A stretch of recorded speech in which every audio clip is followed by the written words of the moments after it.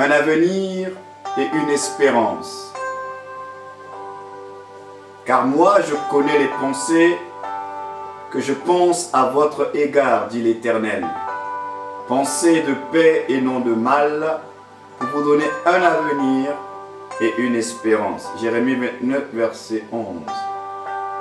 Selon notre version de la Bible, il est écrit « Car moi je connais les projets que j'ai formés sur chacun de vous, projets de paix et non de malheur, afin de vous donner un avenir et de l'espérance. » L'avenir d'Israël annoncé par l'Éternel est limité à la terre.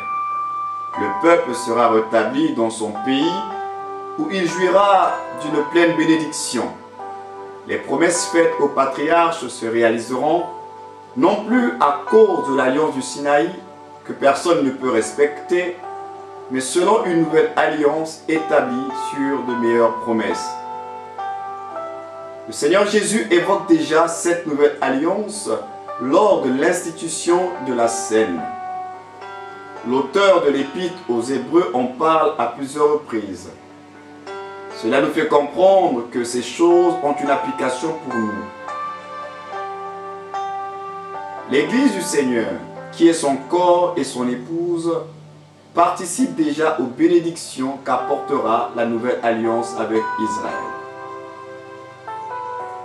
Les pensées de Dieu à l'égard de son peuple terrestre, un avenir et une espérance nous concernent aussi.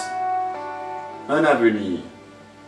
Notre avenir est éternel dans la maison du Père avec notre Sauveur.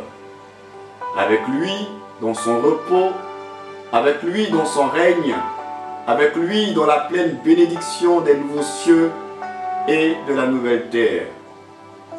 Une espérance, elle est certaine. Pour la réalisation des promesses, l'espérance s'appuie sur Jésus-Christ, en qui sont le oui et l'amen. Basée sur l'amour divin, l'espérance regarde non seulement la vie présente, mais bien plus encore, celle qui est à venir, car elle est éternelle. Même si nous en jouissons dans une mesure restreinte, l'espérance est parfaite en Dieu qui nous l'a donnée par grâce.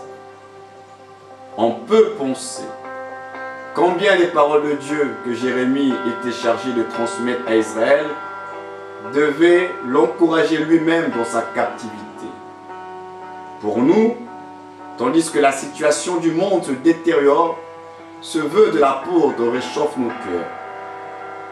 Que le Dieu d'espérance vous remplisse de toute joie et paix en croyant, pour que vous abondiez en espérance par la puissance de l'Esprit Saint. Romains chapitre 15, verset 13.